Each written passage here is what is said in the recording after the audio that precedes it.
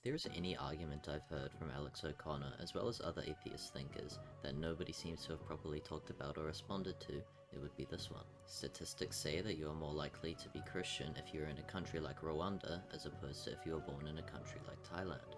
This means that where you are born is a reliable indicator of how likely you are to be saved. At different times, he draws different conclusions from his original statement. The main ones are, therefore God is unfair, and therefore you are only Christian because your parents or culture are. Before I jump into either of these, I want to start with where he begins to go wrong. Alex assumes that the distribution of belief correlates to God's fairness.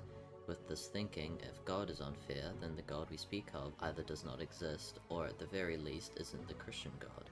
But salvation is not guaranteed by geographical location or cultural context. Just because belief patterns vary globally does not inherently undermine God's justice or impartiality, as we humans are responsible for our response to the gospel. Furthermore, after looking at these statistics, it is quite easy to look at the world from the lens of said statistics, rather than looking at the statistics as a result of what simply is.